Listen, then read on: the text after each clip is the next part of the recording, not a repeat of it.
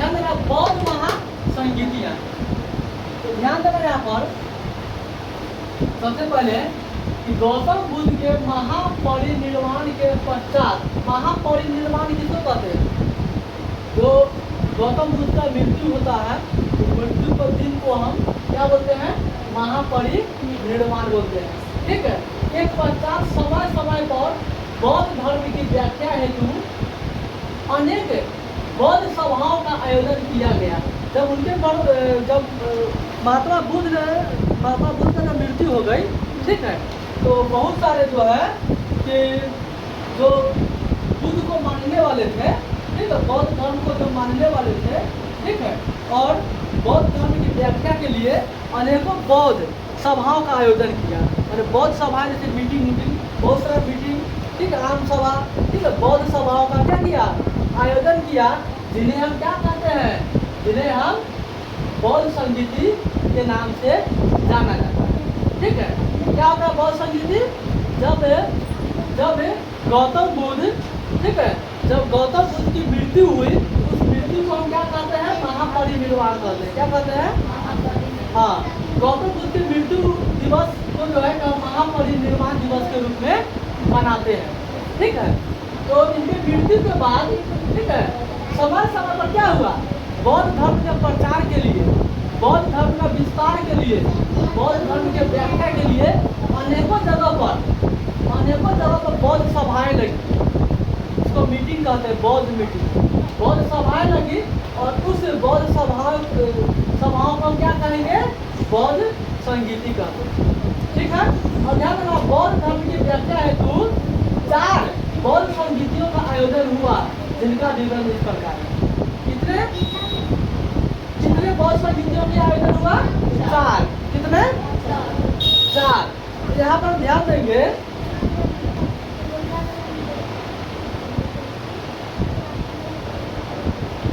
ध्यान देंगे, देखो यहाँ प्रथम बौद्ध संगीति क्या था? जो कि 483 ईस्वी पूर्व हुआ था।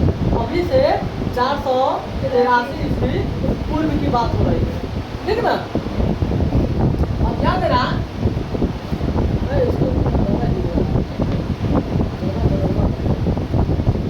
तो गौतम बुद्ध के निर्माण में प्राप्ति के कुछ समय पश्चात, मतलब गौतम बुद्ध का निर्माण जो हुआ, ठीक है, उससे कुछ पहले की बात हो रही है, जब स्थान बिहार में कहा? राजगिरी के सबसे पर्णी गुहा में, ठीक है, राजगीर में, ठीक है, अभी उसको राजगीर कहते हैं। ऐसा हो जाए तो सप्तपर्णी हुआ में, और शासक क्या था? अजात शत्रु हर्यक वंश के समय में। कौन सा वंश? अजात शत्रु हर्यक वंश के शासनकाल में हुआ था। उसका अध्यक्ष कौन था? महाकश्यप। प्रथम बौद्ध समिति जब हुआ तो उसका अध्यक्ष कौन था?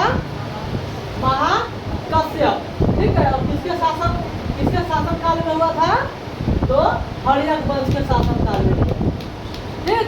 कौन सा बौद्ध संगीति? प्रथम बौद्ध संगीति। प्रथम बौद्ध संगीति कब हुआ था? 483 ईस्वी पूर्व हुई थी। कहाँ हुआ था? बिहार के राजगीर में हुआ था। राजगीर में हुआ था। ठीक है। कहाँ पर हुआ था? सप्तपर्णी गुहा में हुआ था। ठीक है। उनका शासक कौन था?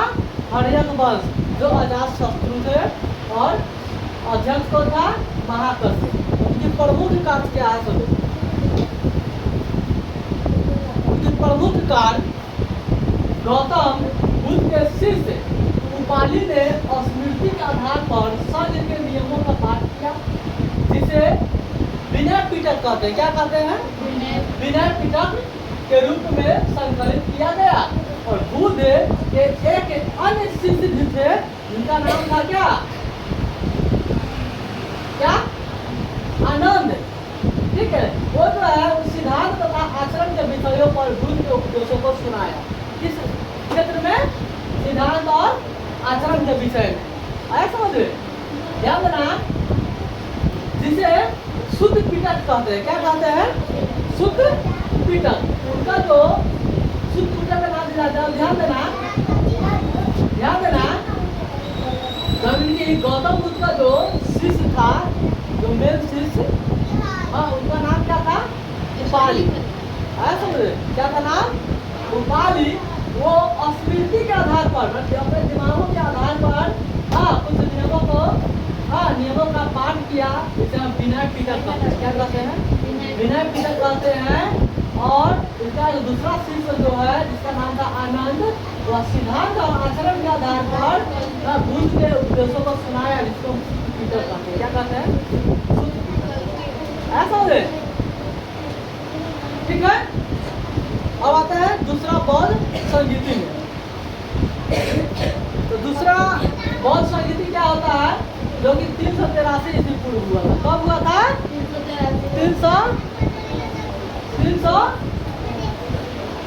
383 ईस्वी पूर्व हुआ था, जो कि कहाँ हुआ था? चुलबर्ग। ये बिहार में हुआ था, लेकिन कहाँ हुआ था? वैशाली में हुआ था। कहाँ हुआ था? वैशाली में हुआ था। ठीक है।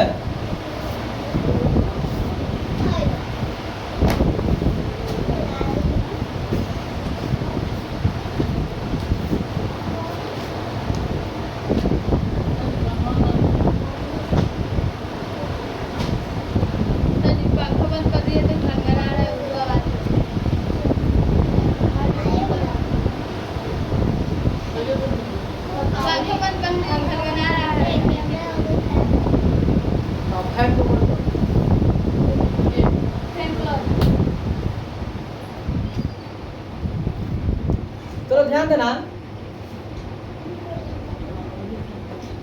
ये ऊपर का ठीक है। कहाँ हुआ था? बिहार में हुआ था, लेकिन वैशाली में हुआ था। गांव का नाम था चुलबर्ग। ठीक है। और इसका शासनकाल शिशुनाग वंश के कालाशोक शासनकाल में हुआ था। शासनकाल में उसका अध्यक्ष कौन था? यश। कौन सा अध्यक्ष? यश। यानी कि कहीं कहीं सर्वकामनी एवं सवाक अमीर नाम भी अध्यक्ष के रूप में मिलता है। यश हो। ठीक है। इनकी प्रमुख कार्य क्या थी? इनकी प्रमुख कार्य पूर्वी भिक्षुओं, भिक्षु किसको कहते हैं? जो भिक्षा मांगने वाले होते हैं। ऐसा हो। पूर्वी भिक्षु एवं पश्चिमी भिक्षुओं, मतलब पूर्वी एरिया का भिक्षु और पश्चिमी एरिया का भिक्षु के बीच विनय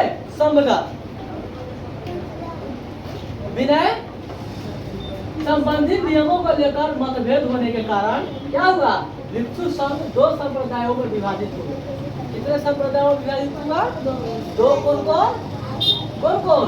तो पूर्वी और पश्चिमी। कौन कौन? पूर्वी और पश्चिमी। तो यहाँ ध्यान देना, पूर्वी गुट के बारे में बता रहे हैं। उसको हम महासंगीत कहेंगे। पूर्वी गुट को क्या कहेंगे? महासंगीत गुट कहेंगे। ठीक है। और दूसरा को थेरवादी, यानी कि पश्चिमी गुट को थेरवादी में कन्वर्ट कर दिया, विभक्त कर दिया। ठीक है। यानी कि महासंगीत पूर्वी गुट जिन भिक्षुओं ने परिवर्तन के साथ विनय पिटक पता है, जो स्मृति के उद्देश्य से जो दिया, वो विनय पिटक के नियमों को स्वीकार किया। ठीक है। कौन? पहला शिष्य का नाम क्या था? पहला शिष्य का नाम बताओ। पहला शिष्य का नाम यहाँ है, देखो, उपाली। पहला शिष्य का क्या नाम था? उपाली था। आया समझे? और दूसरा शिष्य का नाम? दूसरा शिष्य का आनंद। पहला शिष्य उपाली और दूसरा शिष्य आनंद। ठीक है। पहला शिष्य ने क्या?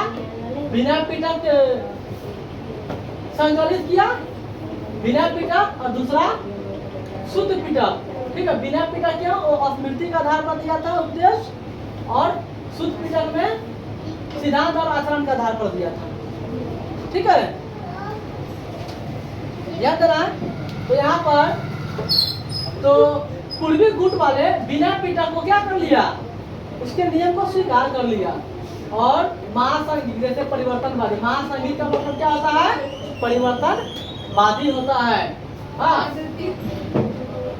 अब इसका नेतृत्व महाकश्यप ने किया। इसका नेतृत्व किसने किया? महाकश्यप ने। महाकश्यप ने कौन थे? कौन थे? प्रथम बौद्ध संगीति का अध्यक्ष थे। प्रथम बौद्ध संगीति का अध्यक्ष थे। कौन थे? महाकश्यप ने। आया समझ में? इसे पूर्वी गुट भी कहते हैं और इनके अनुयायी बज्री पुस्तक कहलाते थे। उनके अनुयायी कौन कहलाते थे? बज्री पुस्तक। और इनका क्षेत्र पहले वैशाली, फिर पूरे उत्तर भारत और बाद में आंध्र प्रदेश हो गया। और इनके सिद्धांत क्या? ग्रंथ। इनका सिद्धांत ग्रंथ प्रकृति में है। ठीक है। और इनको जो दूसरे भाग में बांटा तो ध्यान देना, थेरवादी यानी कि पश्चिमी गुट को थेरवादी।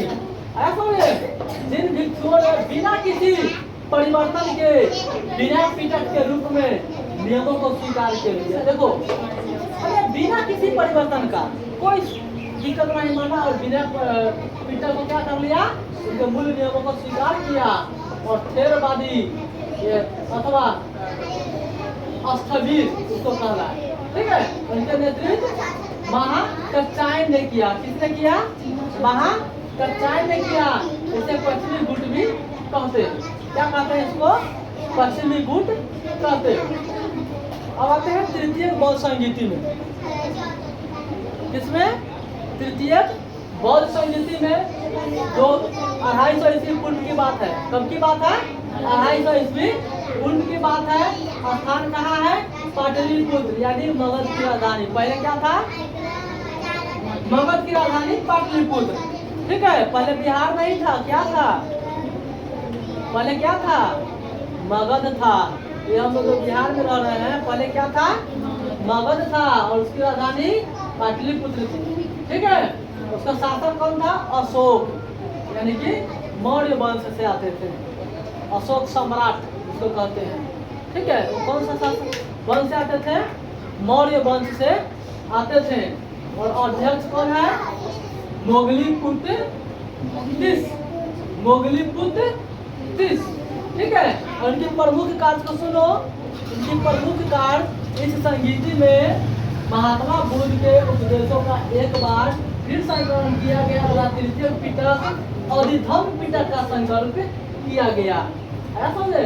कौन सा तृतीय पिटक को क्या कहा गया? अधिधम अभिधम पिटक का संकल्प किया गया। इसमें बौद्ध धर्म सिद्धांत की दार्शनिक व्याख्या की गई और तीनों पिटकों को त्रिपिटक नाम से संबोधित किया गया। और इस संगीति में थेरवादियों का प्रभुत्व था, मतलब उसका बहुत ज्यादा ही था। थेरवादी यानी कि पश्चिमी गुट का। समझे? और ध्यान देना, तो इस तीनों को मिलाकर उसको हम क्या बोलेंगे? क्या बोलते हैं? त्रिपिटक भी बोलते हैं। अब आते हैं चतुर्थ बौद्धिक संगीति में। चतुर्थ बौद्ध संगीति जो प्रथम शताब्दी की बात है। कौन सा शताब्दी? प्रथम शताब्दी। आया समझे? देखो, प्रथम शताब्दी मतलब 100 वर्ष पहले। 100 वर्ष पहले। ठीक है। स्थान कहाँ था? कुंडल वन। ये कुंडल वन कहाँ है? कश्मीर में है। कहाँ पर है? कश्मीर में है। ठीक है। और इनका शासक कौन था? कनिष्क था। ठीक है। और वंश कुषाण वंश के थे। कनिष्क कौन सा वंश के थे? कुषाण वंश के थे। उनके अध्यक्ष कौन था? वसुमित्र। संगीत के उपाध्यक्ष अश्वघोष थे। आया समझे? अध्यक्ष कौन था? वसुमित्र था। शासक कौन था? कनिष्क था। कौन सा वंश के? तो कुषाण वंश के थे। ठीक। और कहाँ पर स्थान कहाँ था? कुंडल वन। कुंडल वन कहाँ पर है? कश्मीर में है। कश्मीर कहाँ है? इंडिया में है। ठीक है। प्रमुख कार्य इस संगीति का आयोजन इस आशय से किया जाता था कि बौद्धों के मतभेदों को दूर किया जा सके और इस संगति में महासंधियों का बोलबाला रहा। और त्रिपिटक पर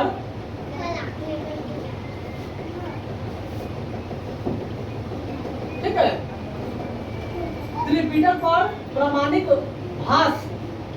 विभाषा शास्त्र की रचना इसी संगीति में हुई थी। चौथा, बौद्ध संगीति में विभाषा शास्त्र का रचना हुआ। ठीक है।